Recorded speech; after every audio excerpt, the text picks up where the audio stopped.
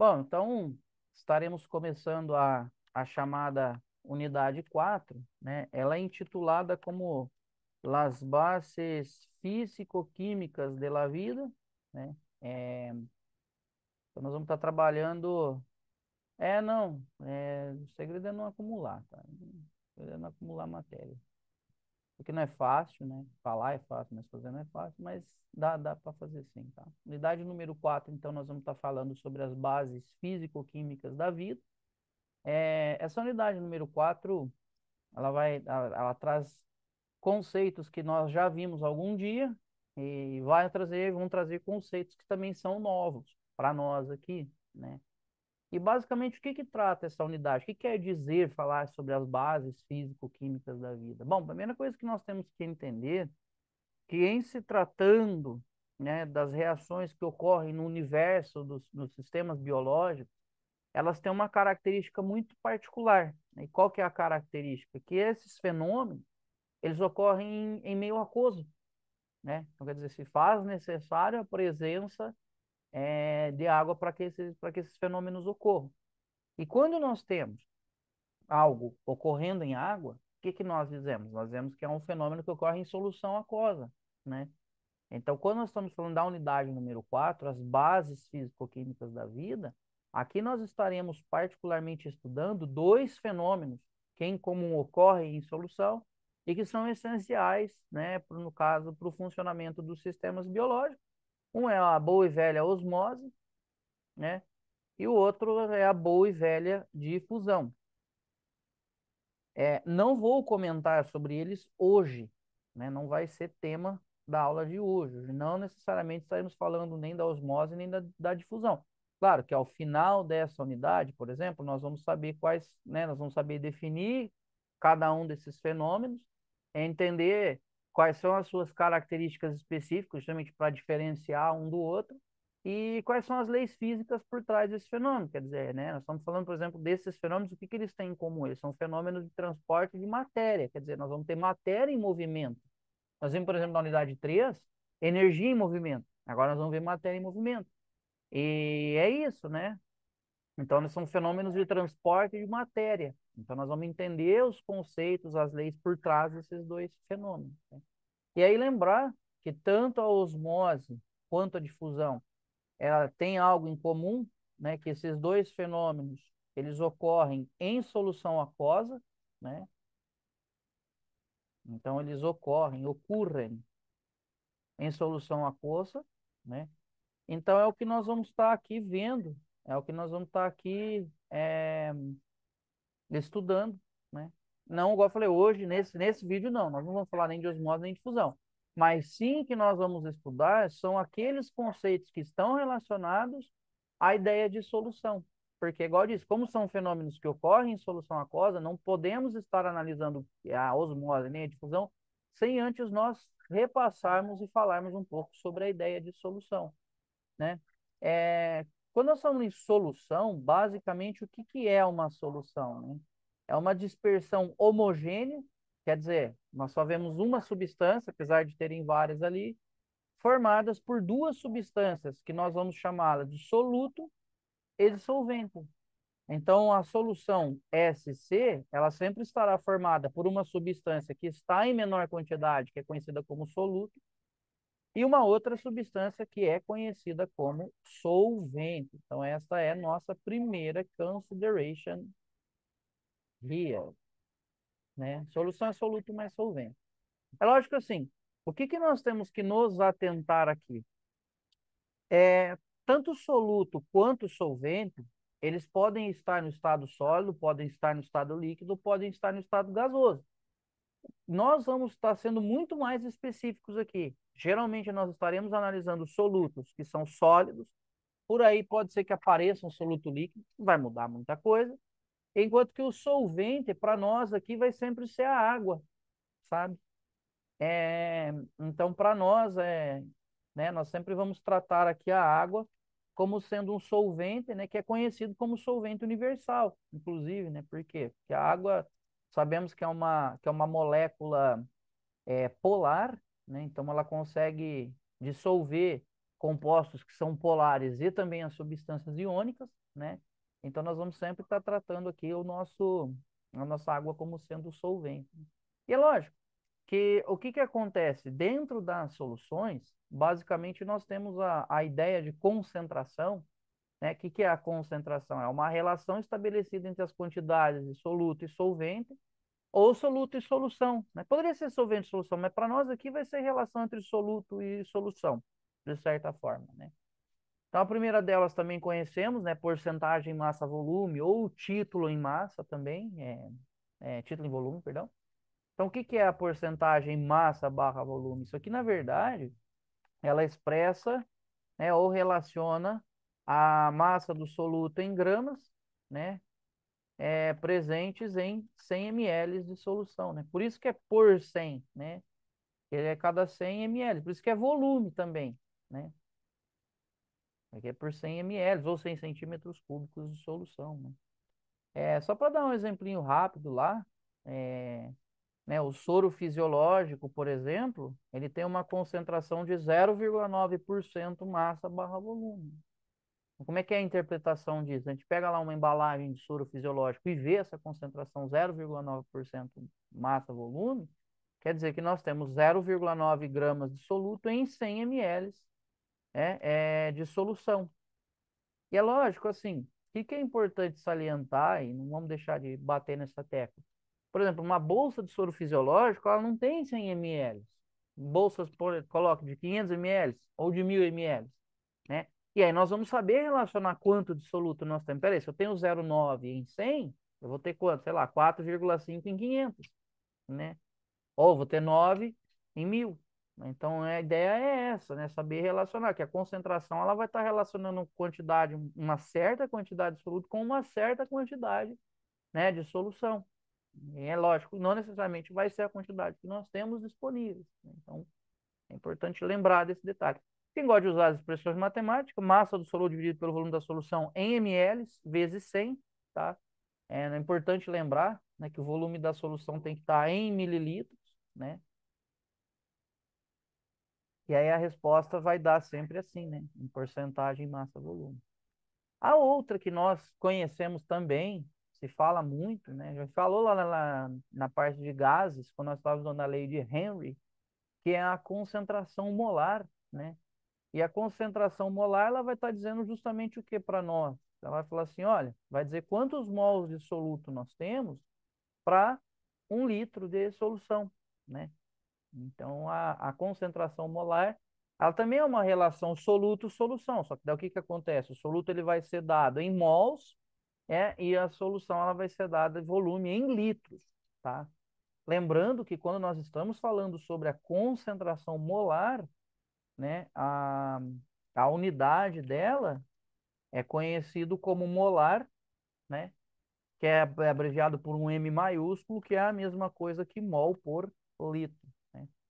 Aqui um adendo para quem está estudando química ou já estudou química, é, aqui nós sempre vamos trazer o soluto em mols, né? Aí o que acontece? Se o exercício nos fornece quanto de soluto nós temos em massa, mas se nós precisamos passar isso para mols, nós temos que lembrar o seguinte, né?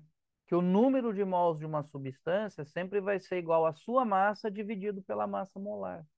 Quer dizer, eu pego quanto eu tenho em gramas, divido pela massa molar, que é uma informação que estará no enunciado do exercício, tá? Aqui não se esqueçam desse detalhe, a massa molar estará no enunciado do exercício, né, da substância, e aí eu tenho o seu equivalente em mols, né? Aí para achar a concentração molar que está representada assim por um colchete, né, é, então vai ser mols do soluto, né, pelo volume da solução.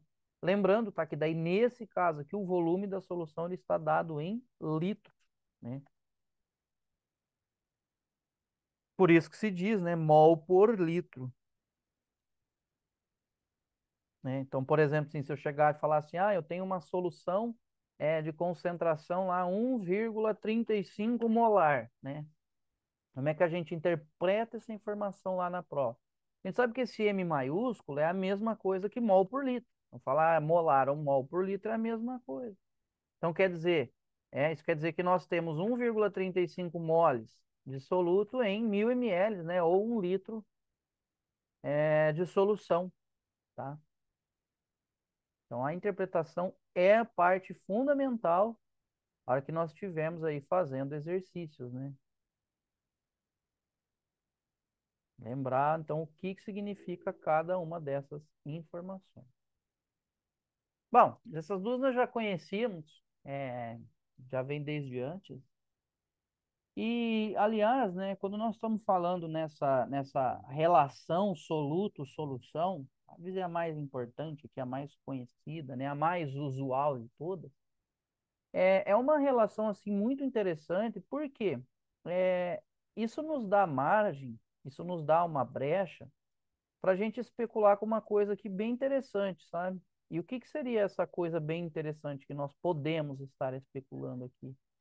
Existe, né, uma classificação para soluções, sabe?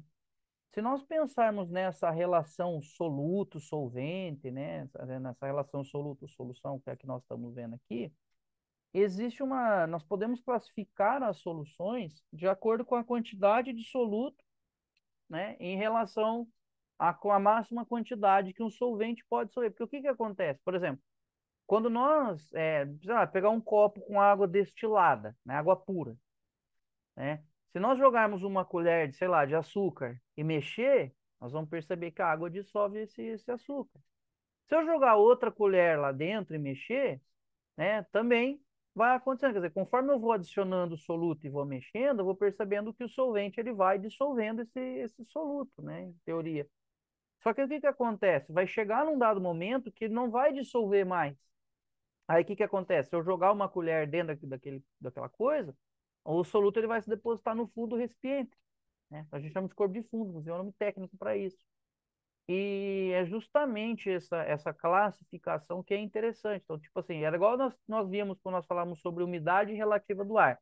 O que nós comentávamos lá? Falava assim, olha, o ar, ele tem o quê? Uma capacidade limitada, né, em admitir vapor. Mas ele não admite, não é ilimitado, ele tem um máximo. E quando nós temos aquela máxima quantidade de vapor possível, né, nós dizemos que o ar está o quê? Saturado. E com as soluções é a mesma coisa. Então, por exemplo, eu não vou escrever aqui, tá? Eu só vou falar e depois vocês anotem. Mas, por exemplo, nós dizemos que uma solução ela é classificada como insaturada quando? Quando, né, ela tem menos soluto presente do que aquela quantidade que ela poderia ter como máximo. Quer dizer, eu tenho menos do que o máximo que eu posso ter. É insaturada. O que que significa ser uma solução insaturada? Significa que ela ainda assim, né, o solvente vai dissolver o soluto. Aí nós temos a solução saturada. Quando que uma solução é saturada? Quando o solvente ele alcançou a sua capacidade máxima de dissolver soluto. Qual que é a consequência? Que a partir dali, se eu agregar mais soluto, ele não vai mais dissolver, né? Então, essa é uma solução saturada, né? Então, são essas duas coisas. É importante ficar atento com isso aí, porque ele pode fazer uma pergunta teórica, né? Às vezes o aluno sabe, por exemplo, o que que é, né? Qual que é a diferença de uma solução que é insaturada de uma solução que é saturada. E vocês podem analogamente pensar quando nós falamos sobre a umidade relativa, é aquilo lá, falava, o ar ele tem uma capacidade limitada, né? Então, a capacidade limitada. Então, quando nós estamos falando sobre as soluções, nós temos uma classificação bem clara, bem definida, tá? Então, por exemplo, nós temos as soluções que são insaturadas, né? Insaturadas. E nós temos as soluções que são saturadas, né? Então, qual que é a diferença técnica de uma e de outra? A insaturada quer dizer, né, que nós temos menos soluto, né, se comparado à máxima quantidade que nós podemos ter, né? Então, tenho menos do máximo que eu posso ter, e é insaturada. Ó o prefixo in, quer dizer o quê? Que ela não alcançou a saturação, né? Por isso quer dizer insaturada, né? Agora, quando nós temos uma solução saturada, o que quer dizer? Quer dizer que nós temos uma solução cujo solvente alcançou a capacidade máxima de dissolver o soluto, né? Quer dizer que se em uma solução saturada nós agregarmos mais soluto, o solvente não vai dissolvê-lo, né? Porque ele já está saturado, ele já alcançou, né, o limite.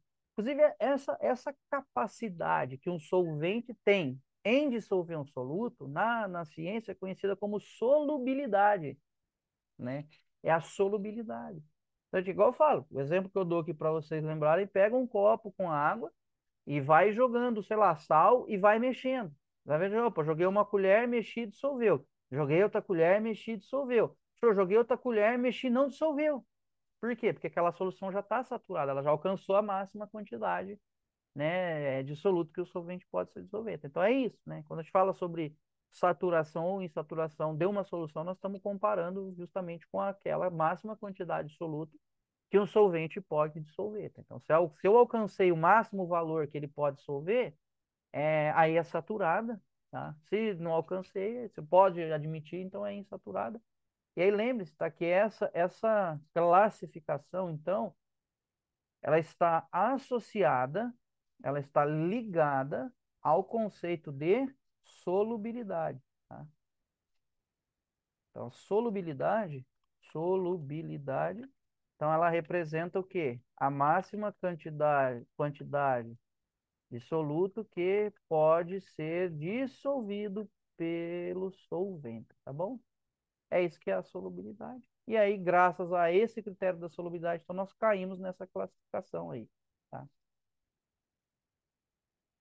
E vocês podem fazer a prova em casa, né? Podem fazer em prova em casa que a solubilidade ela tem sentido. Quer dizer, que é isso, né? Pega um copo com água e vai jogando sal ali, vai mexendo. Vocês vão perceber que vai chegar uma hora que não vai dissolver mais.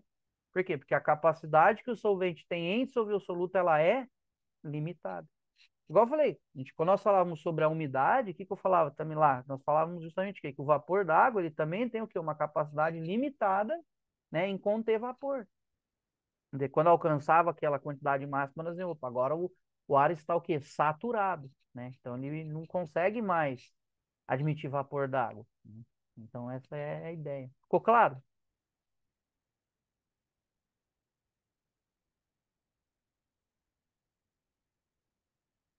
Beleza. Né? Aí deixo como uma tarefa de casa para vocês fazerem uma experiência prática disso, né? Vocês vão precisar de um copo com água, e sal ou açúcar, né? E aí o que é que vocês vão fazendo o quê? Vão dissolvendo, né? Aquilo ali.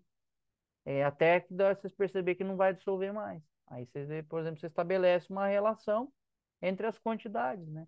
Por exemplo, a solubilidade, ela é uma variável que ela é afetada pela temperatura. Então, por exemplo, se a gente aumenta a temperatura de uma solução, a solubilidade dela, quer dizer, é, a máxima quantidade de soluto que pode ser dissolvido, ela aumenta também, sabe? Então, a temperatura, bom, da mesma forma que nós falávamos lá sobre a questão do vapor da água também, né? Da umidade também ser afetada pela temperatura, aqui vocês também têm a mesma ideia. Bom, feita esta apresentação inicial, desses tópicos iniciais, comentando de coisas que já, né, já fazem parte aí, eu queria comentar agora, é, antes eu falar um pouco sobre fração molar, também acho que não tem muito mais segredo, mas eu queria falar um pouquinho sobre a questão da osmolaridade, sabe? Essa daqui é onde nós vamos ter algo novo, novo, novo, né? Quando nós estamos falando sobre a osmolaridade, o que é importante saber antes de qualquer coisa? Bom, nós precisamos lembrar que os solutos, geralmente, eles têm uma natureza molecular, uma natureza bem definida do ponto de vista lá das moléculas dos átomos, né? Então, quando nós estamos falando sobre o soluto, nós temos que lembrar da natureza dele. Quer dizer, quando o soluto ele existe na natureza, sob duas formas distintas.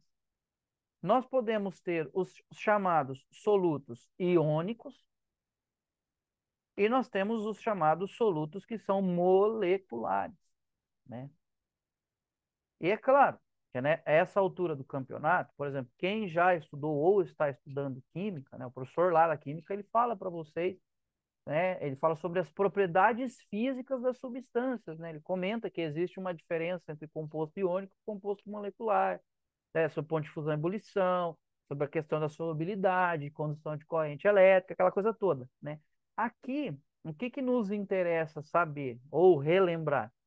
Nós dizemos que um soluto ele é classificado como iônico. Né? Qual a condição que vai classificá-lo como iônico? Bom, um soluto é dito iônico quando? Quando ele, em água, se dissocia. Quer dizer, dissociar é separar-se em íons. Então, dizemos que um soluto é classificado como iônico quando, né? São aqueles que se dissociam em solução aquosa.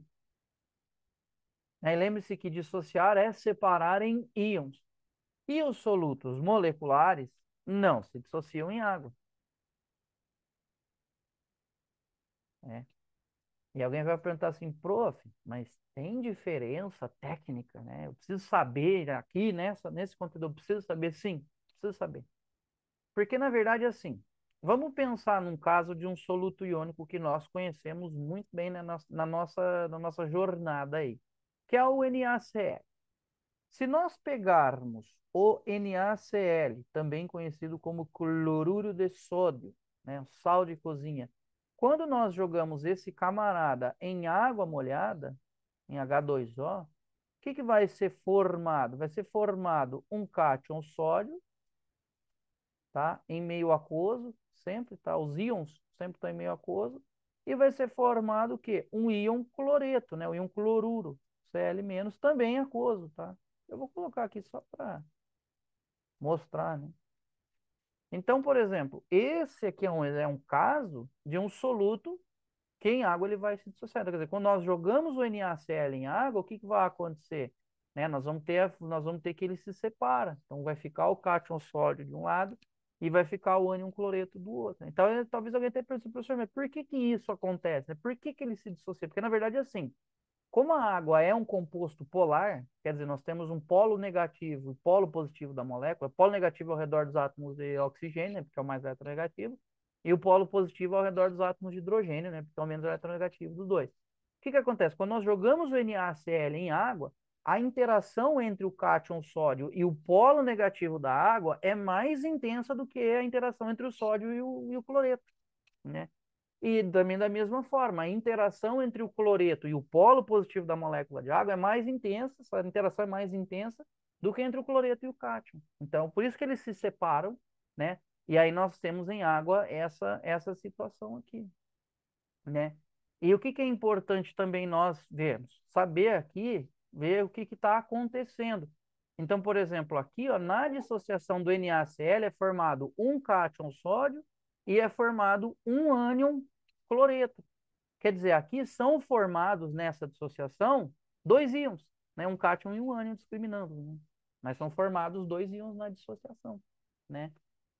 E a osmolaridade, então, do que ela vai tratar, gente? A osmolaridade, ela vai expressar para nós a concentração de partículas, tá? Quando eu falo partículas, estou falando o quê?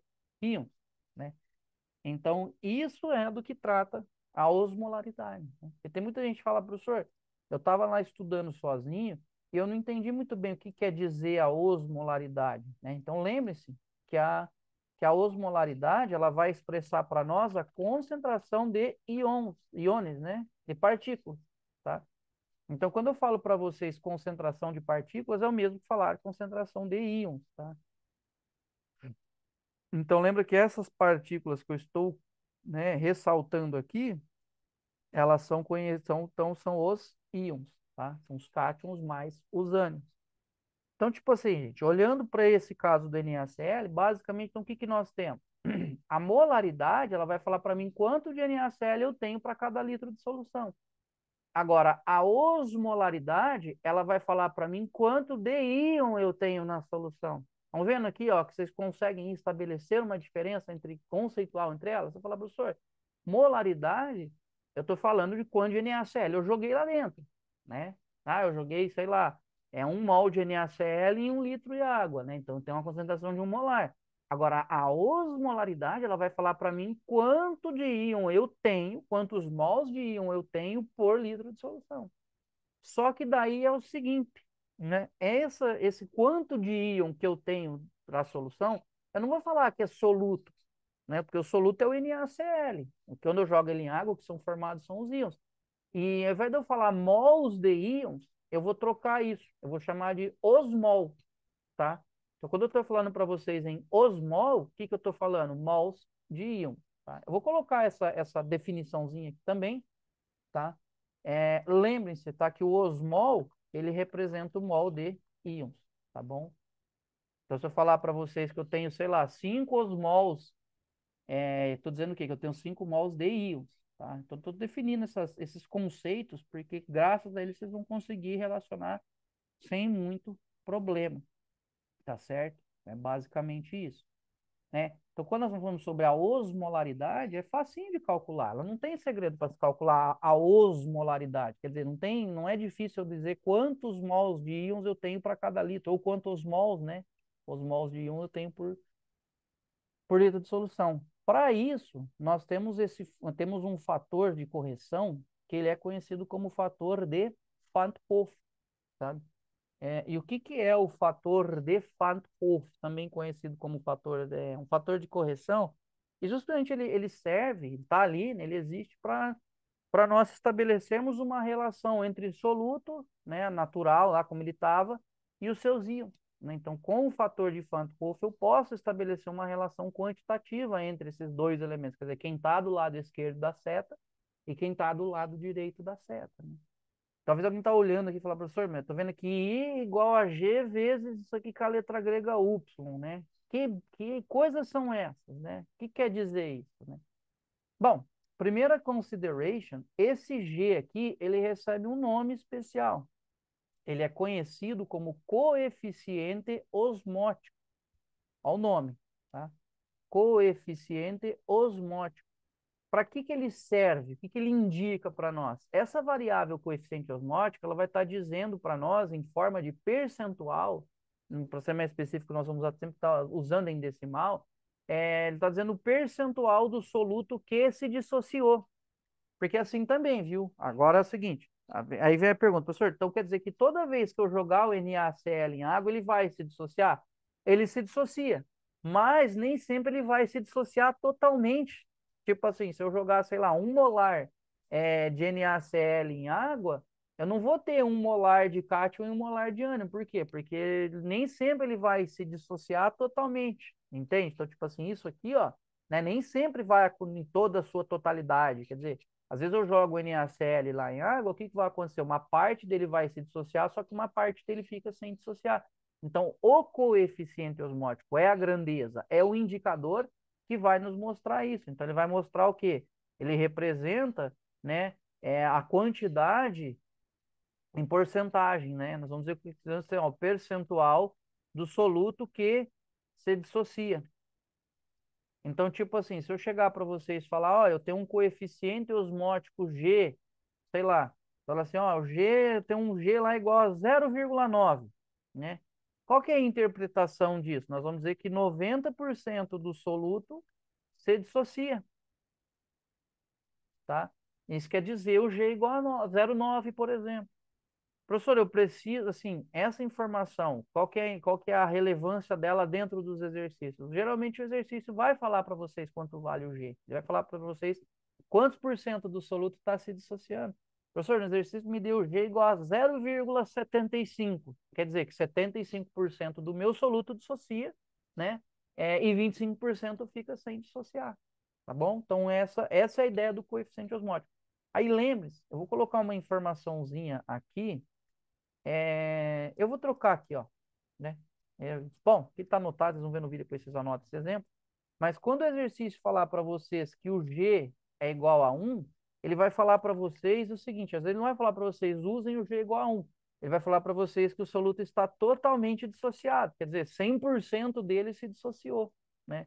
Então, quando o exercício disser falar para a gente que o soluto está totalmente dissociado, eu vou dizer que o G vale 1, quer dizer, 100%. Tá? Esse é o coeficiente osmótico. E guardem isso, viu? Porque, assim, se nós olharmos para uma coletânea de exercícios sobre esse tema, exercícios que foram de parciais passados, exercícios da guia de exercícios e etc., uma maioria deles, ele sempre vai falar no enunciado. Se agrega, sei lá, 0,5 molar de NaCl totalmente dissociado em 2 litros de água. Né? Opa, sou totalmente dissociado. Então, eu sei que o G vale 1. Né? Se G vale 1, lembra que o G ele representa isso. Quantos por cento né? Camarada se dissociou, só que é lógico, nós não vamos usar por cento, nós vamos usar em decimal. E esse Y aqui, gente, ele é elementar. Por que que ele é elementar, professor? Porque esse Y aqui, o significado dele é quantidade de partículas formadas na dissociação.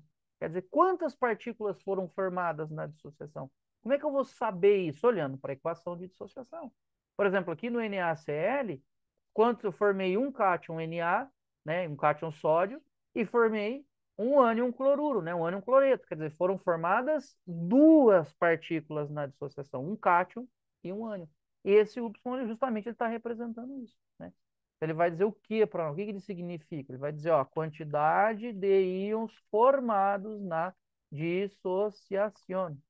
E para quem quer ser mais específico, né, lembra que ele é a soma, tá? É cátions mais ânions. Então eu tenho que olhar para a equação de dissociação e ver quantos deles estão sendo formados, né? Esse é o nosso Y aqui, tá bom? Esse é o nosso Y, ele representa justamente isso, né? Ele vai estar dizendo para mim cátions, né, mais ânions, né? Aí tá. Não é difícil, tá? Por exemplo, para dar um exemplo idiota aqui, besta. Se eu pegar aqui o BaCl2, também conhecido aí como cloruro de bário, quando nós o jogarmos em água molhada, né? Eu vou indicar sempre aqui, ó, que eu estou jogando em água, não é necessário, não é obrigatório, tá? Mas só para dizer. O que é formado aqui? É formado um cátion bário. Eu não vou colocar aqui em aquoso, tá? Mas fica subentendido. E é formado 2Cl-, ó. Ó a diferença aqui. Quer dizer, nessa dissociação é formada um cátion e são formados dois ânions. Ou seja, nessa dissociação são formadas três partículas. Então, o Y aqui, ó, vai ser igual a 3, né? Um cátion e dois ânions. Então, aqui, ó, é um cátion e dois ânions, né? Por isso que fica o Y igual a 3. Aqui, ó, no NaCl é simples. Você falar, professor, é formado um cátion e é formado um ânion. Para o NaCl, o Y dele sempre vai ser igual a 2. Aliás, vocês podem guardar essa informação se vocês quiserem, para não ter que ficar perdendo tempo fazendo equações de dissociação, porque o NaCl, o cloruro de sódio, é um dos compostos que mais aparecem em parciais. E tipo assim, o Y dele sempre vai ser 2. Por quê? Porque vai sempre ser formado um cátion e sempre vai ser formado um ânion, tá? Aí trocando em miúdos, para calcular a osmolaridade é simples. Concentração molar multiplicada pelo fator de Van 't, tá? E a osmolaridade, a unidade que ela é expressada, é conhecida como osmolar. Olha o nome, osmolar, né? Que é a mesma coisa que osmoles por litro. É sem segredo, né? Cátions mais ânions, tá? O Y é quantidade, é cátions mais ânions. Aí você vai olhar para a equação de dissociação, é igual eu falei, tipo assim, o NaCl, a gente já grava que o Y vale 2. Não precisa nem se preocupar, porque lá na prova não precisa ficar Na mais, Cl menos, contar, né?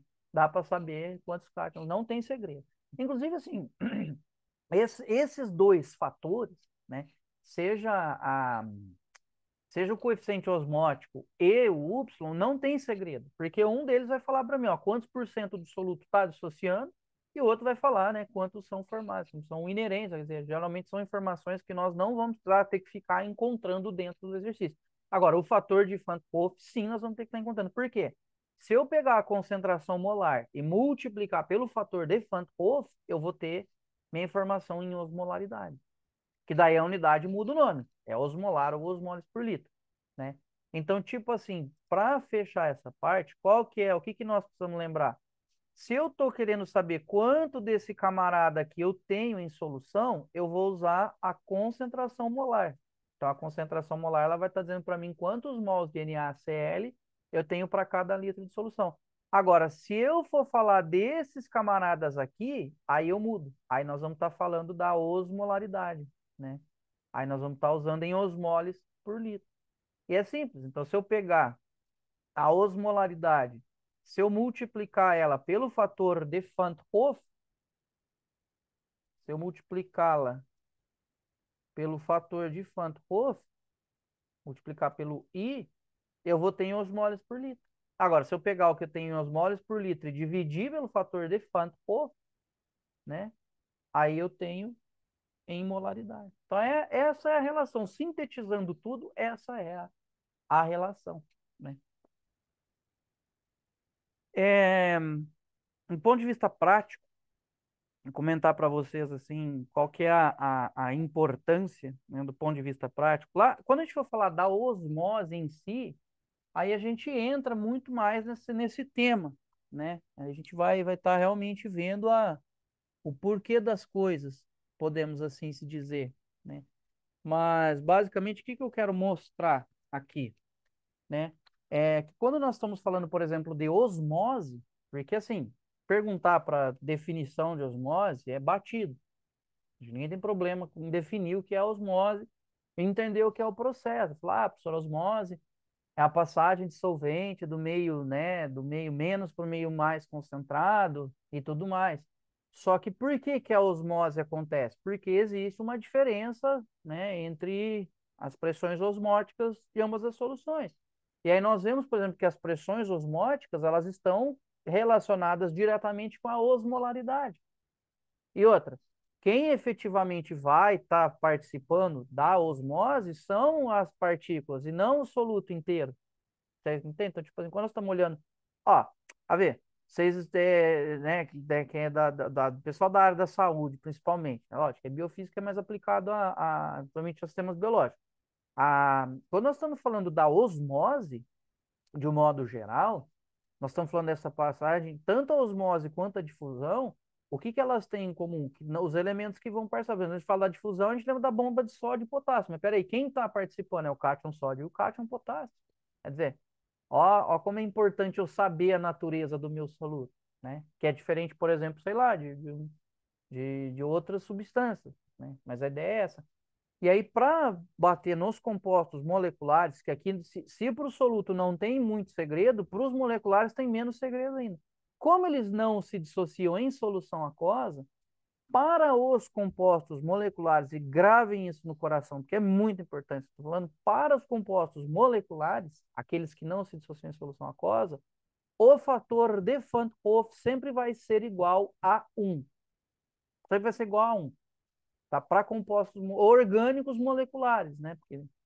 Então, para esses camaradas, lembrem-se que o fator de Van't Hoff deles vai sempre ser igual a 1.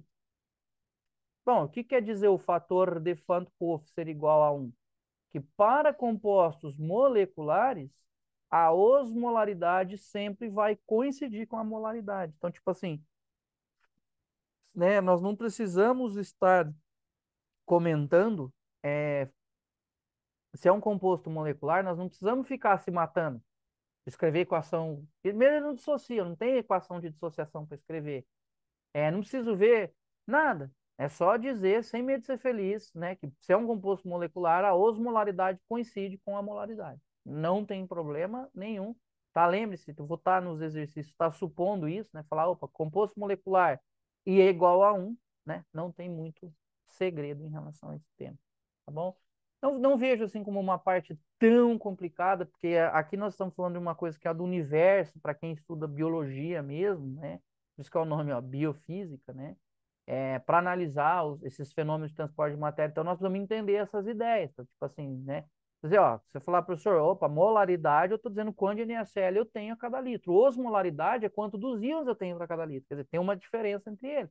Se vocês souberem já entenderem isso, já tem 90% da aula aqui, já acabou, na verdade, né? Aí, só para finalizar aqui, né, falar um pouco sobre a questão da fração molar.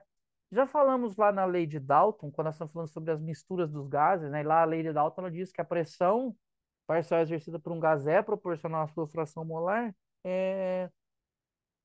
E aqui nós não vamos muito longe, não, tá? Para uma solução, quando nós estamos falando sobre fração molar, nós temos que lembrar, primeiramente, nós temos que ver que é em referência a quem, né? Falar sobre fração molar.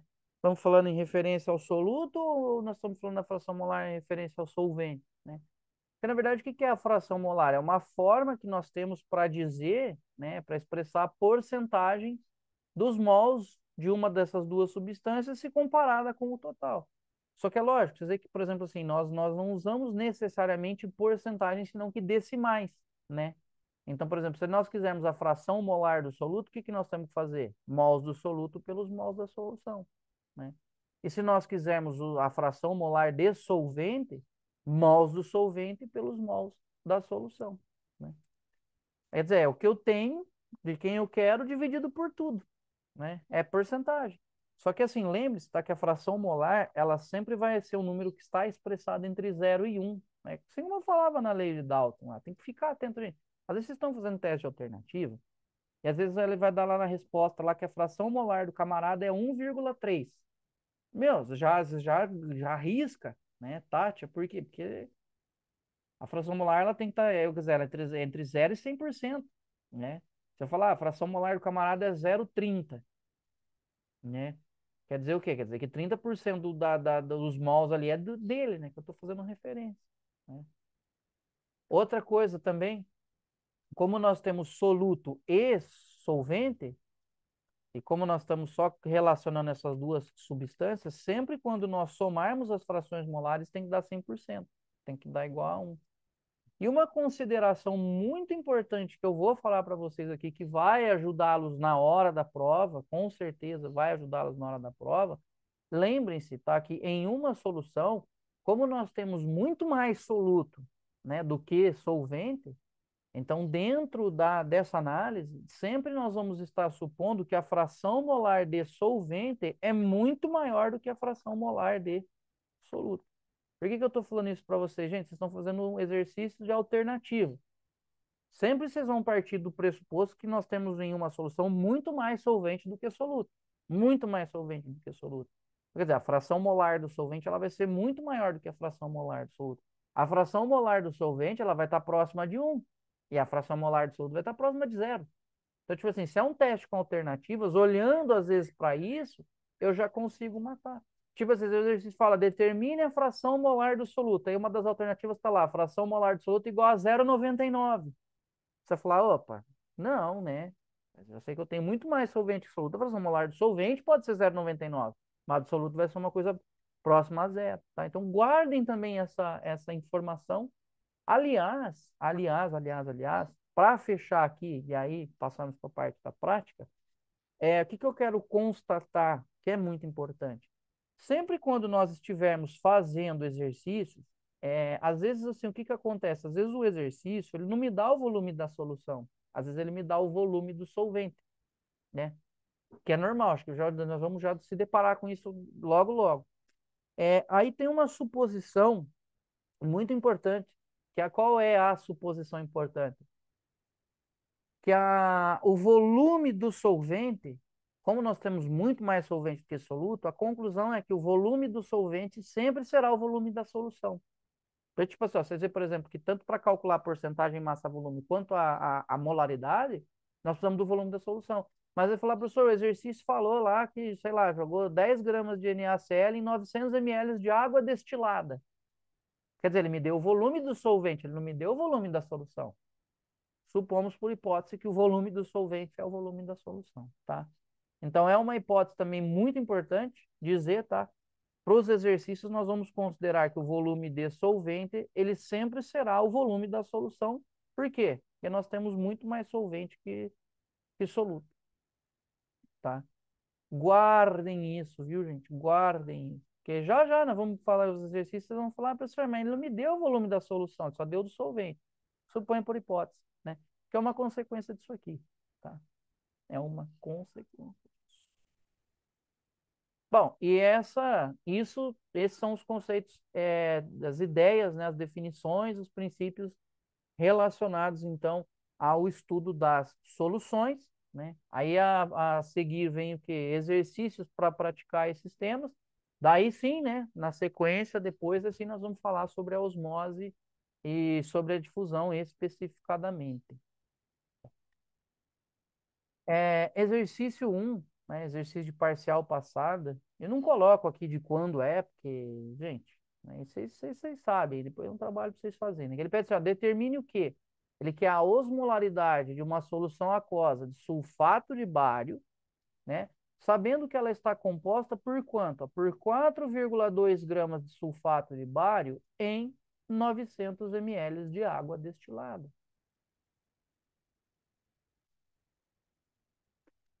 Aí, quais são os dados? Olha o que ele deu. Coeficiente osmótico 0,8 e ele deu a massa molar do camarada para a gente. Bom, vamos para as considerações. Primeira consideração que o exercício está falando, ele quer a osmolaridade. Então, quem seria a osmolaridade da solução de BaSO4? Seria a concentração molar dela vezes o fator de Van't Hoff, né? Onde também, né, o fator de Van't Hoff vai ser G vezes Y, né? Eu coloco aqui a letra U porque eu não tenho um teclado grego para escrever Y aqui, mas esse é o fator de Van't Hoff para essa solução e para qualquer solução. Bom, primeira consideração, BaSO4, também conhecido como sulfato de bário, ele é o quê? Ele é um soluto iônico. Gente, primeira coisa sempre, vejam, se vocês têm um soluto molecular, né, orgânico, ou se vocês têm um soluto iônico. É tipo assim, ó, bário é metal, e o SO4 é o oxoânion sulfato, né? Sim, claro, exatamente. É, justamente o fator de Van't Hoff, ele justamente ele serve para estabelecer essa relação entre a concentração de soluto e a concentração de partículas. Então, tipo assim, nós não podemos pensar em calcular uma osmolaridade sem calcular um fator de Van't Hoff. Só que para eu calcular um fator de Van't Hoff, eu tenho que olhar justamente para quem? Para o meu soluto em questão. Falar, professor, BaSO4, sulfato de bário, ele é um soluto iônico.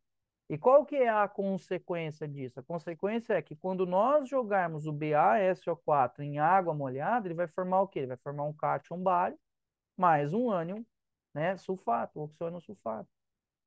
Talvez nessa altura do campeonato, alguém vai falar assim, professor, mas a ver, eu preciso saber que o bário é 2 mais e que sulfato é 2 menos? Não, vocês não têm que ficar escrevendo, vocês não vão dar uma resposta, uma equação de dissociação. Mas o que que nós precisamos entender aqui? Nós podemos entender o seguinte: podemos entender que na dissociação do BaSO4 são formados um cátion bário, né, e um ânion, né, ou um oxoânion SO4 2 menos. Então, se é formado um cátion, se é formado um ânion, assim nós vamos ter que o Y vale 2, né, um cátion e um ânion.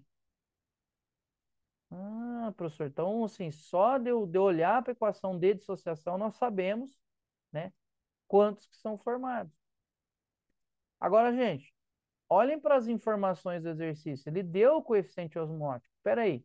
Se eu tenho o coeficiente osmótico e se eu tenho o Y, a gente pode achar o fator de Van't Hoff, né?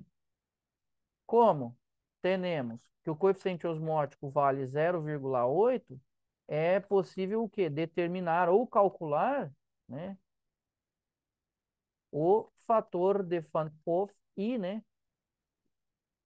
A gente chama de I, Van't Hoff. Então, quem é o I? I é igual a G vezes Y. O G ele falou que é 0,8. O Y é 2, porque é formado um cátion e um ânion. Então, o nosso fator de Van't Hoff vale 1,6. Exatamente, 1,6. O fator de Van't Hoff ele não tem unidade medida, tá? É 1,6. O que quer dizer 1,6? Tá? Basicamente essa é a ideia. E é um conselho que eu dou para vocês, né, que vão ver esse vídeo, sempre quando vocês estiverem se deparando com um soluto que é iônico, antes de qualquer coisa, vejam se é possível achar o fator de Van't Hoff dele, né? Porque geralmente é isso. O Y, se ele não me der no enunciado do exercício, eu olho pela equação de dissociação. E o coeficiente osmótico ele deu no exercício, né? Só que é 0,8, quer dizer, 80% dele se dissocia. Então, eu tenho o fator de Van't Hoff em 1,6. Agora, para achar a osmolaridade, o que que falta? Achar a concentração molar. Que isso a gente sabe fazer, né? deixa eu tirar isso aqui daqui, né? Aí ele vai no finalzinho e vamos chegar lá. Então, o que que nós vamos fazer agora? Agora nós vamos buscar a molaridade, né, da solução. Então, o que que nós vamos fazer aqui? Nós vamos passar os 4,2 gramas de BaSO4 para moles, sabendo que sua massa molar é de 233,4 gramas por mole, né? Ué, se eu tenho a massa molar dele, ele me deu no enunciado ali uma determinada massa, podemos passar isso para mols, né? Você lembra que eu comentei? O número de mols, né, ou o equivalente em mols, vai sempre ser igual à massa do cara, né, dividido pela massa molar dele. Então, quantos mols de BaSO4 nós teremos aqui? Professor, vão ser os 4,2 gramas dividido por 233,4 gramas por mol, né? Daí nós vamos saber quantos mols nós temos, né? E assim, também é um tema importante saber estabelecer, né, essa relação. Ah, você já me deu aí 0,018. Beleza. 4,2 dividido por. Deixa eu só corroborar aqui, porque eu sou meio perdido. Vai ficar.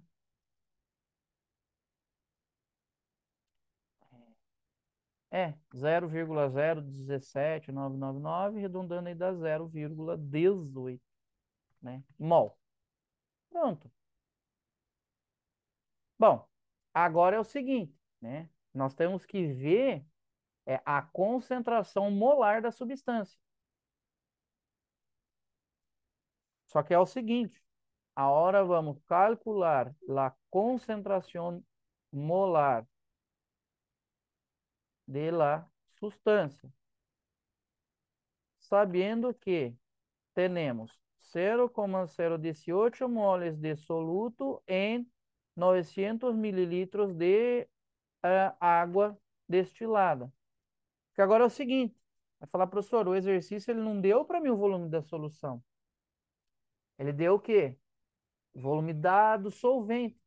Agora eu vou dizer uma consideração, vou escrever aqui para vocês, vou dizer o seguinte, como temos muito mais solvente que soluto em la solución, entonces tenemos que el volumen de la solución va a ser igual al volumen del solvente, que vai ser igual aos 900 ml, tá? Então, tipo assim, ele falar para mim que tem 900 ml de água destilada é a mesma coisa que dizer que nós temos 900 ml de solução, né? E passando para litros aqui, eu já creio que não é uma coisa tão, né? 1 litro tem 1000 ml, né? X litros, 900 ml, nós vamos ter 0,9 litros. Agora, nós podemos calcular a concentração molar, porque quem é a concentração molar do BaSO4? Vai ser o número de mols dele, né? Dividido pelo volume da solução. Quer dizer, vão ser os 0,018 mol dividido pelos 0,9 litros, e esse é o momento que eu sempre comento, né, gente? Não se esqueça, quem vai por essa relação, né, a gente fala, eu tenho 0,018 mol em 900 ml, x mols em 1000 ml, né? Tudo bem, mas quem vai usar mol por volume, não se esqueçam, tá? Que tem que estar em litros o volume, por isso que eu fiz a conversão ali, que vai ficar 0,02, é, vai ficar 0,02 mol por litro, né? Ou quem quiser também pode colocar 0,02 molar, dá na mesma. Tá aí, ó. Então temos, né, o que seria a concentração molar da solução. E agora como é que nós finalizamos isso, né? Como é que nós acabamos com esse problema? Bom, temos a concentração molar e temos o fator de Van't-Hoff. Agora vamos terminar o exercício, eu vou escrever o quê? Eu vou dizer assim, ó, como, né? Para toda e qualquer solução, a sua osmolaridade é igual à sua concentração molar pelo seu fator de Van't-Hoff. Então, para essa solução que nós estamos lidando aqui, então quem vai ser a sua osmolaridade, né? Então vai ser 0,02 mol por litro vezes 1,6.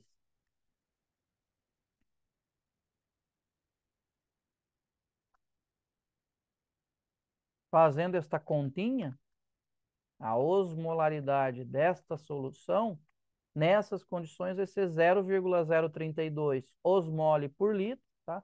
Ou quem quiser pode falar 0,032 osmolar também, tá bom? Tá aí, ó. Essa é a osmolaridade da solução, que dá a letra C de certo, né? Letra C de certo. Daí, assim, né, para a gente, então, relacionar as coisas, né? Aqui nós tínhamos a equação de dissociação. Deixa eu copiar essa equação de dissociação. É esse aqui, ó, né? Esse aqui é a ideia. Então, o que que nós fizemos? Primeiro aqui, ó, no cantinho, achamos o fator de Van't Hoff, tá? Não, então, tipo eu falei, primeiro fazemos o que sempre? Achar o fator de Van't Hoff, se possível, né? Se ele me deu em massa, eu passo para mol. Por quê? Porque daí depois eu acho a concentração molar e vejo a relação entre eles, tá? Basicamente, seria o passo a passo, vamos dizer assim, né? Então, vamos ver. Primeiro, sempre achar o fator de Van't Hoff, para depois aí a gente fazer o resto, né? Mas assim, ó, só para então finalizar, né? Daí para entender o que que nós fizemos aqui, ó. Bom, o que que acontece? Quando nós calculamos a molaridade da solução, nós encontramos aqui, ó, 0,018 molar, né? Então, esse 0,018 molar é quanto que eu tenho desse camarada. Quer dizer, eu tenho, né, perdão, 0,02, perdão. Né, 0,02 molar, então quer dizer que a cada litro de solução nós vamos ter 0,02 mols de BaSO4. E a osmolaridade que nós encontramos, o 0,032 osmolar, faz referência a esses amigos aqui, ó, né? Porque é isso, lembre-se, tá? Que 80% deles se dissocia, 20% não se dissocia. Então, essa concentração, ela faz referência àqueles 20% que não se dissociaram, né? E essa concentração, ela faz referência à concentração total de íons. É uma consideração, assim, muito legal de ser feita, né? A concentração, ela vai, né, de íons, ela sempre faz referência aos dois, tá? Ela não faz referência só ao cátion ou só ao ânion. É muito importante dizer isso, tá, gente? Por quê? Porque daí a gente fala assim, ah, professor, mas qual que é a osmolaridade do cátion? Não, não tem, é do cátion e do ânion, é tudo, tá? É 0,032 osmol por litro é do cátion e ânion. Mas daí o passo a passo é esse. Sempre quando possível, né? Nesse caso, porque também nem todos os exercícios vão ser iguais, tá? Também tem um problema, não dá para generalizar. Mas qual que é a ideia essencial? A ideia essencial é o seguinte, opa, eu tenho um soluto iônico, eu acho o fator de Van't Hoff dele primeiro. Aí depois eu vejo o que que eu tenho. Que às vezes, imagina, tem exercício que já te dá a molaridade da solução. Olha que maravilha. Só acho o fator de Van't Hoff, multiplica, né? E um abraço pro gaiteiro. Então, sempre eu passo por isso. Tá? Primeiro, sempre, se possível, achar o fator de Van't Hoff para um dos solutos, né? Ou, no caso, só tem esse soluto. Né? E aí, por quê? Porque depois dele, o que que eu faço? É só eu pegar a concentração molar, que nós sabemos como se calcula já, né? Já foi visto isso em química, o professor de química já falou isso com vocês. E aí, depois, sim, né? Fazer aí a relação, tá? É justamente por isso, para mostrar que, opa, se eu pegar a molaridade e multiplicar pelo I, eu tenho a osmolaridade. Também, do contrário, eu posso pensar, se eu pegar a osmolaridade e dividir pelo fator de Van't Hoff, eu vou ter a concentração molar. Tá? Mas a ideia é essa, passo a passo é esse, né? Primeiro é fator de Van't Hoff e depois trabalhar aí com o que o exercício nos deu de dado, tá bom? É que eu falo assim, não dá para generalizar muito, porque esse é um exercício. Por exemplo, esse exercício já não tem nada a ver com o exercício anterior, entende? Mas algumas ideias, sim, nós vamos estar usando do exercício anterior. Gente, esse também é um clássico, é um exercício clássico de parcial. Esse é clássico, assim, esse é tão certo quanto uma derrota do Vasco, sabe? A gente já sabe o que vai acontecer, então esse é mais ou menos, né, parecido aí. Olha o que que ele fala. Ele fala assim, olha, devem-se injetar, né, 200 centímetros cúbicos de uma solução aquosa de glicose 0,08 molar a um paciente, né? Aí o que que ele está falando para nós? Ele falou, para isso, né, nós devemos conseguir, né, fazer com que ela seja isoosmolar com o plasma. Ó, informação importante. Olha a pergunta dele. Que massa de cloruro de sódio totalmente dissociado deve se agregar? E olha a informação que ele deu aqui, a osmolaridade do plasma sanguíneo. Bom, professor, não entendi muito bem. Como é que funfa isso, né? O que quer dizer isso? Vamos lá. Imagine que nós temos um recipiente, né? E o que nós temos nesse recipiente? Um soluço grande. E o que nós temos aqui? Quais são as informações que está aqui no exercício? Falar então, professor, aqui, ó, nós temos, né? é, Nós temos 200 centímetros cúbicos de solução. Eita, ixi, espera aí. Deixa eu botar numa cor mais adequada. Dá para ver aí, né? 200 centímetros cúbicos de uma solução. E aí ele falou para nós que nós temos 0, né, que a concentração molar, vou colocar assim, ó, de glucosa, vale 0,02 molar. Então, isso aqui, ó, é o que nós tínhamos lá, então, inicialmente no nosso recipiente, né? Aí, ó, vou deixar assim bonitinho, ó, né? Aí, o que que ele está perguntando para nós? Ele está falando assim, professor, quantos gramas de NaCl eu tenho que agregar a essa solução? Ele está perguntando a massa de NaCl totalmente dissociado, que eu tenho que agregar a essa solução para que isso aqui aconteça, para que ela seja isosmolar com o plasma sanguíneo. Bom, vamos destrinchar aí algumas coisas. Primeiro, isosmolar. Isosmolar quer dizer mesma osmolaridade, né? Mesma osmolaridade que.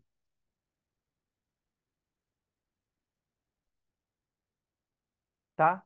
Então, o que que ele está falando? Ele está falando o seguinte, ó, ele quer saber quantos gramas de cloreto de sódio totalmente dissociado tem que agregar a essa solução para que essa solução tenha a mesma osmolaridade que o plasma sanguíneo. E ele deu aqui para nós a osmolaridade do plasma sanguíneo. Ele diz que é 0,310 osmoles por litro. Quer dizer que a cada litro de solução nós vamos ter 0,310 osmoles, né? Ou 0,310 mols de partículas dissociadas. Tá? Então, assim, esses tipos de exercícios que são clássicos, qual é que é o clássico do exercício? Ele vai dar para vocês uma determinada solução com um determinado soluto, aí ele vai perguntar quanto do outro eu tenho que agregar a essa solução para que ela tenha a mesma osmolaridade que o plasma sanguíneo, tá? Esse é um clássico, tá bom? Então, quer dizer, né, o que que nós temos que entender? Que se nós agregarmos NaCl a essa solução, nós vamos ter qual que é o nosso propósito? Que ela tenha a mesma osmolaridade que o plasma sanguíneo. Quer dizer, se eu somar a osmolaridade da glicose com a osmolaridade do NaCl que eu estou agregando, isso vai ter como propósito, nós vamos alcançar a osmolaridade do plasma sanguíneo, sabe? Aliás, né, deixa eu tecer um comentário aqui rápido, de extrema importância para vocês do ponto de vista prático. Vamos lá. Às vezes em um hospital, né, num pronto atendimento, numa situação de emergência, quando o paciente ele ingressa no hospital, dependendo da situação, uma das coisas que é feito antes de tudo é o quê? Prescrever soro fisiológico para o paciente, né? E por que isso acontece? Sabe, eu vou dar um exemplo prático, bem, bem simples aqui. Imagina nós, né, vamos lá, falar, oh, pô, feijoada hoje, né, pagodinho, sambinha, né, cachaçinha e tal, né, vamos lá, pô, torresmo frito, né, nossa, professor, comi 1 quilo de torresmo frito, tomei uma garrafa de cachaça, tomei 15 litros de cerveja e eu comi 1 quilo de feijoada, mais ou menos, né? No outro dia, obviamente, o que vai acontecer? Né? Não vai ter nem vontade de existir, né? Vai falar, Deus, me tira essa vida desse corpo, porque né, eu não aguento tanto sofrimento. Dor de cabeça, ressaca, né? Enjoos. E talvez o principal para nós aqui, o quê? A diarreia, né? Não, o Chibli. Mal, né? Aí fala pro professor, nossa, acredito que eu passei o dia inteiro que nem um rei ou que nem uma rainha, né? Sentado no trono. E o mais grosso que saía era a água, né? De tudo isso. E o que que acontece? Tá vendo? Quando nós temos esse quadro de desidratação, nesse exemplo específico que eu estou dando, né? Quando nós vamos lá, seria, né, cagar, mas no final acaba sendo fazer xixi por outro orifício, né? O que que acontece? Nessa, nós não estamos somente perdendo água, não está indo só água embora. Ali dentro nós não vemos, mas junto com essa água também vão embora íons. E aí o que que acontece? Um detalhe, né? Aí a osmolaridade, por exemplo, do sangue, ela se torna diferente da osmolaridade da célula. E para o nosso organismo isso não é bom. Eu não falei de osmose, mas depois a gente falar de osmose, eu não vejo justamente que é um problema isso, né? Então, o que que acontece? O que que nós fazemos geralmente? Nós tomamos uma bebida, né? Ou soro, né? E qual é o propósito disso? O propósito é que igualar as osmolaridades. Vocês entendem? Então, tipo assim, qual que é do que esse exercício trata? Mais ou menos ele está tratando de uma preparação de um soro, né? Então, qual que é o propósito de se tomar soro, de se prescrever soro? Para que a osmolaridade do plasma e da célula sejam a mesma. Entende? Porque quando alguém tem diarreia, ou, por exemplo, acontece muito questão do suor também, né? Quando sua muito, se perde, né? Além de perder o líquido, também se perdem esses eletrólitos. Então, as bebidas isotônicas, né? O Gatorade, Powerade, né? Não ganho nada para falar o nome dela, ele quer que se for, também vou falar. Essas bebidas, elas contêm justamente isso, né? Elas contêm essas substâncias. Quando nós ingerimos, o que que ela vai fazer? Ela vai igualar a osmolaridade da célula com a osmolaridade do plasma, tá bom? Basicamente é isso que eu queria comentar sobre esses exercícios que aparecem em vários e vários modelos. Então, lembre-se, quando ele falar desses exercícios, esses clássicos, ele perguntar quanto que eu tenho que agregar de um soluto para alcançar a osmolaridade do plasma, essa vai ser a nossa hipótese central. Quer dizer, que a osmolaridade de um soluto mais a osmolaridade de outro soluto vai alcançar a osmolaridade do plasma, vai ser igual, tá? Esse, então, é o propósito, tá bom? Esse é por isso que nós estudamos esse tema tão importante, tão crucial, né? E as osmolaridades têm que sempre, né? Tem que sempre igualar a osmolaridade da célula com a osmolaridade do plasma para não ter treta, né? Senão daí tem treta. Daí tem, aí nós vamos ter probleminhas que depois aí vocês vão ver relacionar melhor. Bom, o que que é importante fazer agora, neste momento? Pessoal, é importante neste momento olhar para os elementos que nós temos. Quem são os elementos? Glicose, sal e o plasma. A osmolaridade do plasma está aqui, é 0,310 osmoles por litro, né? É uma informação que o exercício deu. Agora, se nós olharmos para a glicose, nós temos informações sobre a glicose? Temos. Nós temos a concentração molar dela, que eu coloquei 0,02, mas deveria ser 0,08, né? Nós temos a concentração molar da glicose. E o que que nós sabemos sobre a glicose? Que ela, a glicose, ela é o que? É um composto molecular, orgânico. Quer dizer, a glicose, ela não se dissocia. Glicose, sacarose, lactose, essas coisas não se dissociam em solução aquosa, né? E qual que é a importância disso? Vou colocar aqui, ó, vou dizer assim, ó, considerando que a glucosa é um soluto orgânico molecular, entonces, entonces, tenemos que ella no se disocia en solución aquosa, assim, para a glicose, o seu fator de Van't Hoff sempre vai valer 1, tá? Glicose, sacarose, sazoses, açúcar, né? Compostos moleculares, né? Orgânicos moleculares não se associam, sempre o fator de Van't Hoff vai ser 1. Assim, né? O I vale 1. Então, entonces, né, no caso da glicose, tá? A osmolaridade dela vai sempre ser igual à concentração molar dela. Então, gente, quando for soluto molecular orgânico, tá? Não precisa fazer nada. Vocês vão supor que a osmolaridade é igual à concentração molar Nesse caso, ele falou que a concentração molar está aqui, ó, é 0,08 molar, então a osmolaridade dela vai ser 0,08 osmoles por litro, tá bom? Essa informação, essa primeira consideração importante. É o clássico. Gente, esses exercícios são clássicos, tá bom? São clássicos. O exercício onde vocês têm uma solução com um soluto, ele vai perguntar quanto de outro soluto eu tenho que agregar para que essa solução final seja isosmolar com plasma sanguíneo. Então, essa aqui vai ser a nossa hipótese inicial. E aí eu tenho que olhar, peraí, quem são os meus solutos? Glicose e cloreto de sódio. Qual que é a diferença? A glicose é soluto orgânico molecular, não se dissocia. O I vai sempre ser igual a 1. Então, a consequência, né, que a concentração molar vai ser igual à osmolaridade. Aí, para o NaCl, vai ser um soluto iônico, nós sabemos que se dissocia. E quando nós temos solutos iônicos, lembre-se que eu falei no exercício anterior, e digo, gente, se temos soluto iônico, sempre é importante, antes de mais nada, buscar o seu fator de Van 't Hoff, né? Mas antes disso, então, o que dá para a gente fazer aqui? Uai, se nós temos a osmolaridade da glicose, se nós temos a osmolaridade do plasma, nós vamos descobrir a osmolaridade do NaCl, porque quem vai ser a osmolaridade do NaCl? Vai ser a osmolaridade do plasma menos a osmolaridade da glicose, que nós já temos lá, né? Já está lá calculado, determinado, né? Então, quem vai ser a osmolaridade do NaCl? Vai ser o 0,310 osmoles por litro, que é o do plasma, menos, né, o da glicose, que é 0,08 osmoles por litro.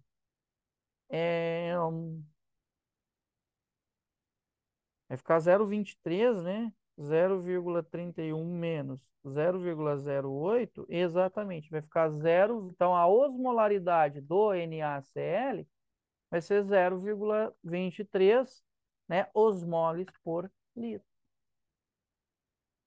Quer dizer, na verdade, assim, só nós pensarmos, bom, a glicose, essa solução ela tem 0,08 osmoles por litro.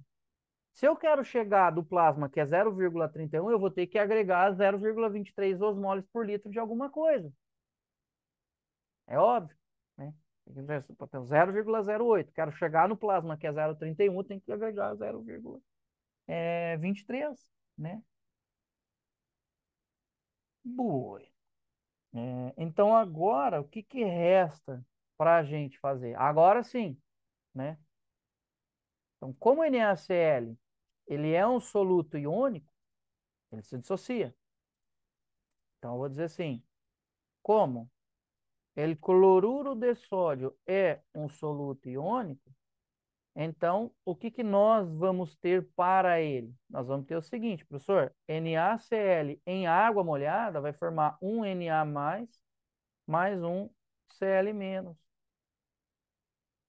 E o que que nós sabemos aqui para ele? Vai, falar, professor, eu sei que são formados, né, um cátion e o ânion, então o Y vai ser 2, e como ele falou que é totalmente dissociado, né, nós vamos saber que o G vale 1.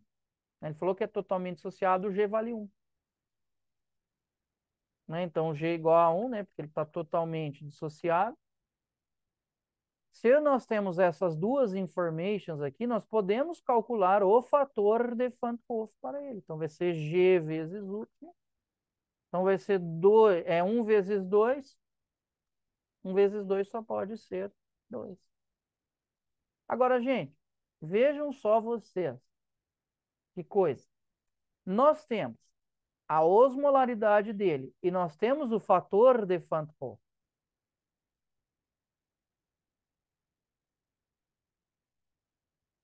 Professor, osmolaridade para qualquer cara do mundo, para qualquer sujeito do universo, vai sempre ser igual à concentração dele vezes o fator de Van 't Hoff.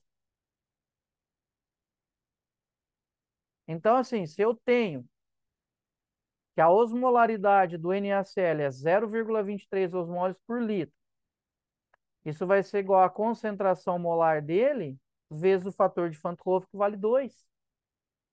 Então, dessa brincadeira aqui, o que que nós descobrimos?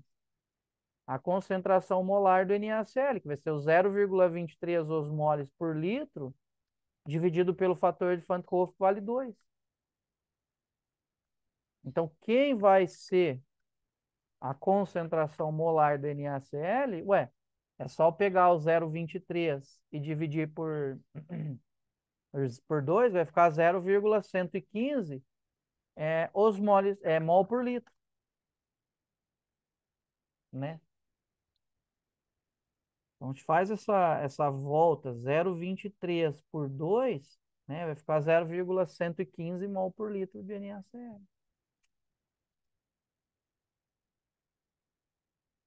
Bom, eu vou parar aqui e vamos fazer uma retrospectiva.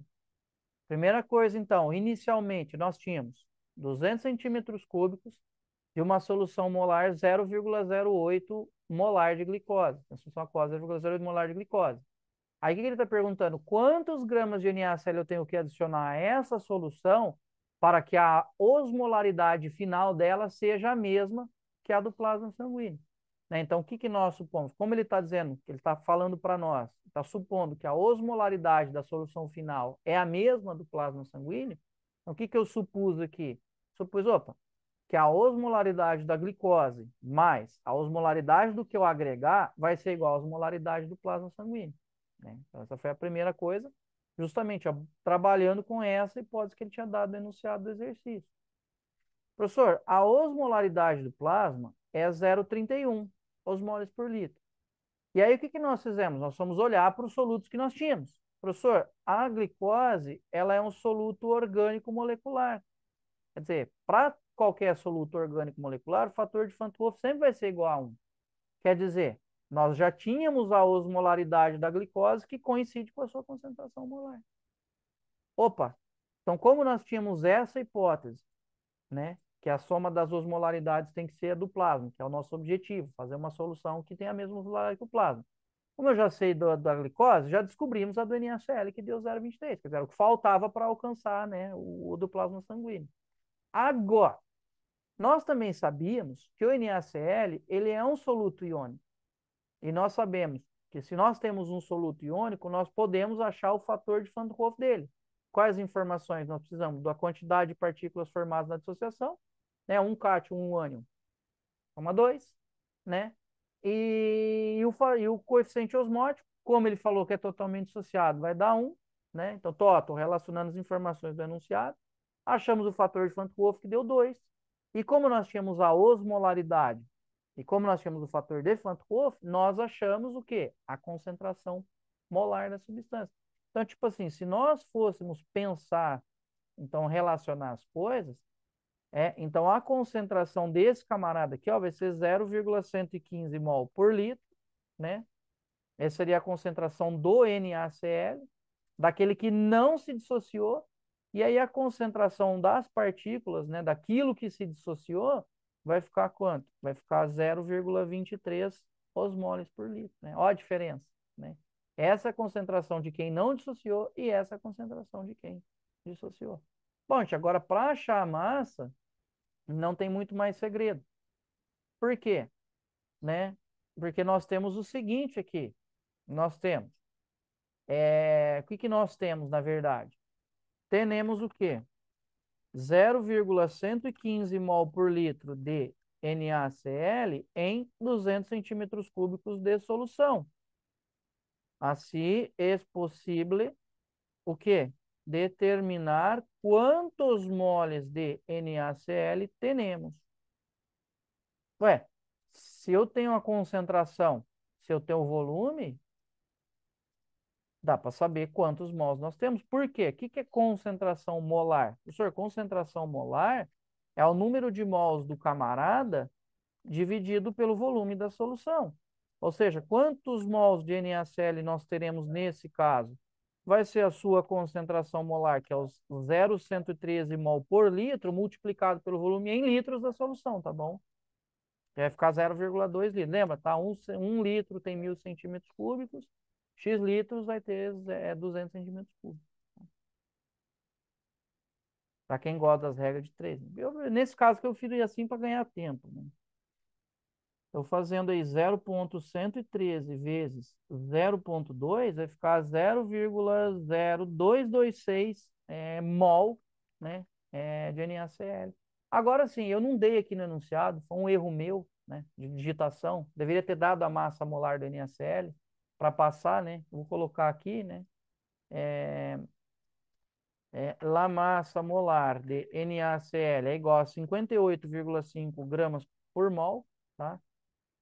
E temos 0,0226 mols. Então, para terminar, né, com estas informações, buscamos la massa dele, né, do NaCl. Aí só lembrar que o número de mols de NaCl vai sempre ser sua massa dividido pela sua massa molar. Então, quem vai ser a massa do NaCl? Vai ser os 0,0226 mols, vezes a massa molar, que deveria estar no enunciado, mas eu esqueci de digitar, né, gramas por mol. Então, fazendo essa continha, né, multiplicando pela massa molar. É, então, fazendo isso vezes 58,5, dá 1,3 aí, mais ou menos, né? Então, fazendo só para, né? Então, vai ficar 1,3, deu lá, né? Fazendo. A gente quer arredonda ali para 0,023, né? Vezes 58,5. Isso, né? Vai ficar. Deixa eu arredondar aqui, ó. Vou fazer o seguinte, que eu vou usar 0,23 aqui, ó. Então aqui vai ficar 1,35 gramas. Pronto. Vai dar a letra D de deu bom, né? A D de Deus. Isso dá bom sempre aí, ó. Ah lá. Essa é a massa, então, né? Então é isso que o exercício está dizendo. Opa, se nós agregarmos 1,35 gramas de NaCl a 200 centímetros cúbicos de uma solução 0,08 molar de glicose, nós vamos obter uma solução final que vai ter a mesma osmolaridade que o plasma sanguíneo. Isso é mais ou menos o cálculo que se faz lá quando se vai preparar, né, o soro fisiológico, né? Isso é mais ou menos a conta. A gente leva em consideração as osmolaridades das substâncias. Assim, fiquem atentos por isso, igual comentei no início. Este é um tipo de exercício que cai muito em parcial. Cai muito em parcial, né? Ele gosta disso, ele gosta de ver se o aluno sabe, né? Se ele consegue relacionar essas informações. Tipo assim, né? Não tem, igual eu falo, não tem um procedimento genérico para todos os casos. Mas eu vou dizer assim, sempre quando o exercício pedir para vocês determinarem a massa de alguém que vai ser agregado para alcançar a isosmolaridade com o plasma, vocês vão por esse caminho.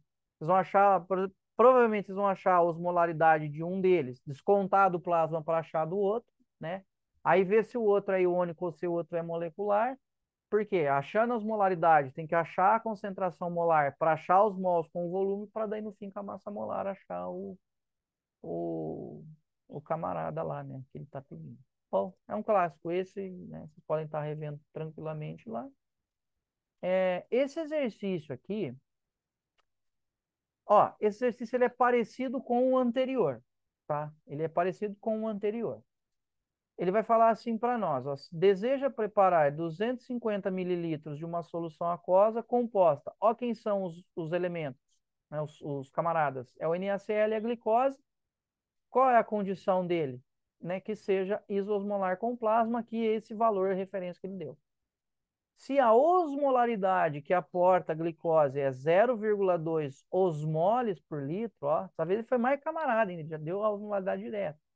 Ele está pedindo quantos gramas de NaCl e de glicose terá essa solução, considerando dissociação total.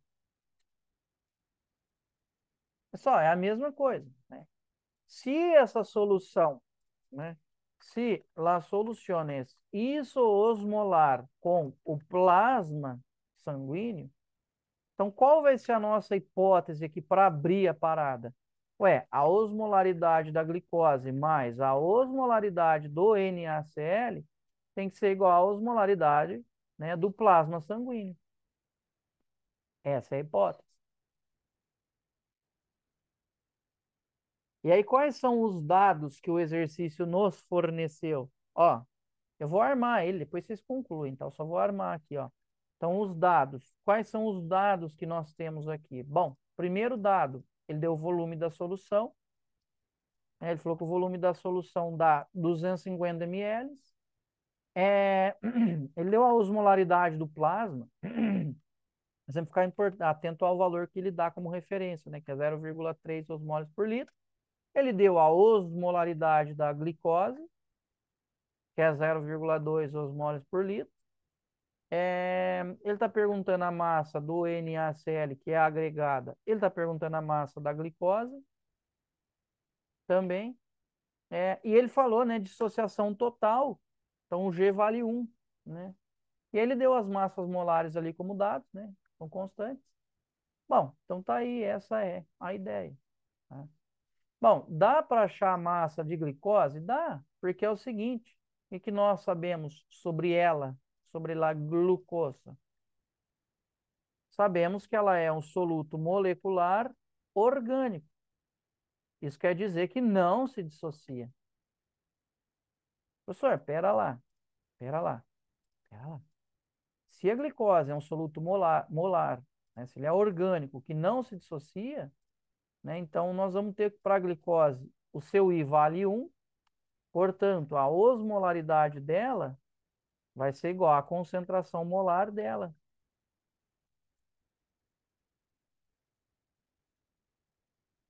Que nesse caso, então, vai ser quanto? Né, vai ser 0,2 mol por litro.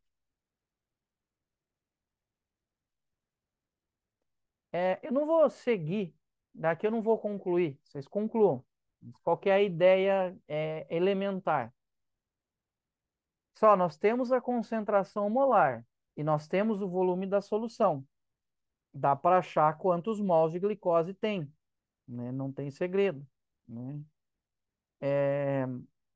Nós vamos ter 0,05 mol de glicose, né? Multiplicando pela massa molar, vai ficar 9 gramas de glicose. Então tá aí a massa de glicose já está dado, né? Só com a informação que ele deu no enunciado. Agora, para achar do NaCl, nós vamos fazer exatamente aquilo que nós fizemos no exercício anterior, né? Achar a osmolaridade do NaCl, depois achar o fator de Van't Hoff para converter de osmolaridade para molaridade, tendo a molaridade do NaCl, o volume da solução, se acham os mols do NaCl, e com a massa molar acha a massa dele em gramas, tá bom? Essa é a ideia do exercício, tá?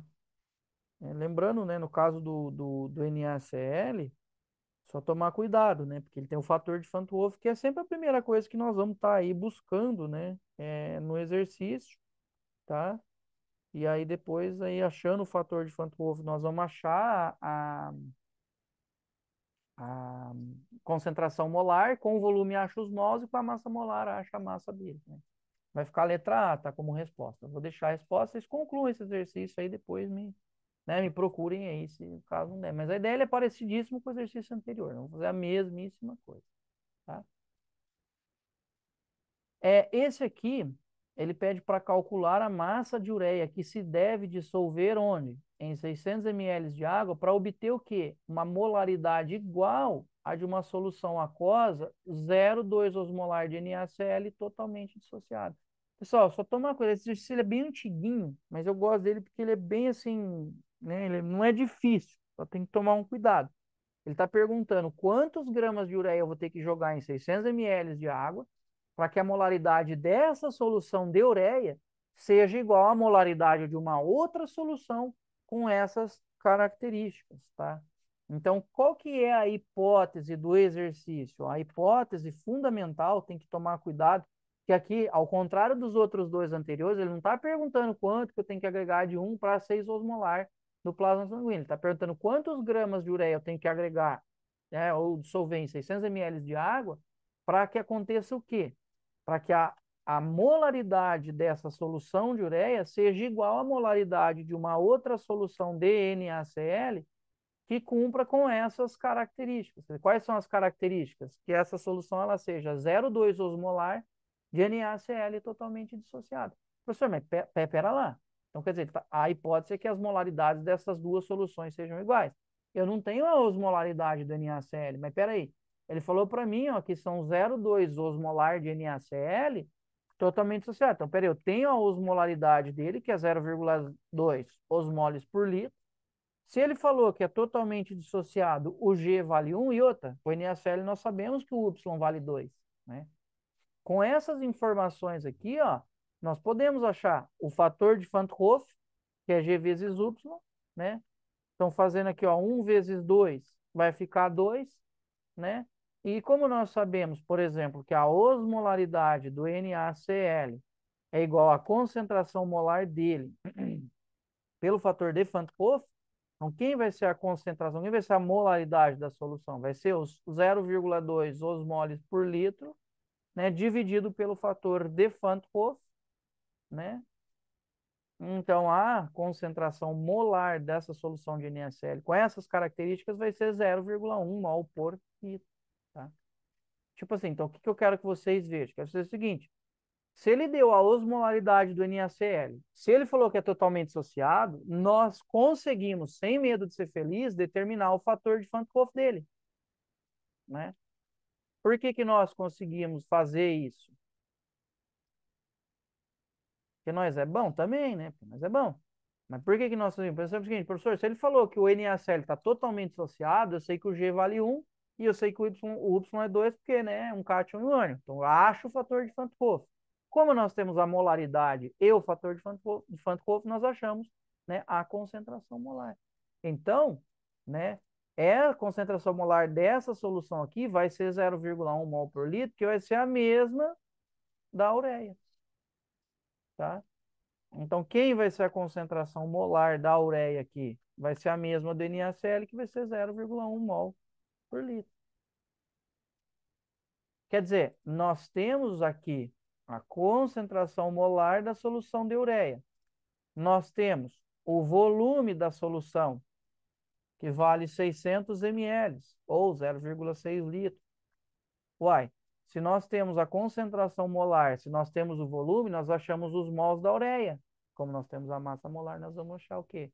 A massa da ureia, né? Aí também, né, vocês vão fazer, vão finalizar o exercício. Mas o que eu queria mostrar para vocês é isso, né? Ele deu uma hipótese inicial, ele falou, opa, eu quero que a molaridade da minha solução de ureia seja igual à molaridade de uma solução de NaCl que tenha essas características, né? Então, para eu saber quantos gramas eu vou agregar, eu preciso saber qual é a concentração molar que eu quero. Para saber a concentração molar da solução de ureia, eu olhei para a concentração molar do NaCl, porque ele disse que a molaridade dela tem que seja a mesma que essa daqui, né? Professor, tem a concentração osmolar. Achei o fator de Van't Hoff, tchau, né? Já está resolvido o problema ali. E vocês concluam, tá? Vocês conseguem concluir tranquilo ali. E aí esse último aqui, né, também clássico exercício, o que que ele fala para nós? Nós temos 104 centímetros cúbicos de água, nós temos 34,2 decigramas de sacarose, 0,05 mols de NaCl, ó, coeficiente osmótico dele está aqui, e 17,4 gramas de sulfato de potássio totalmente associado.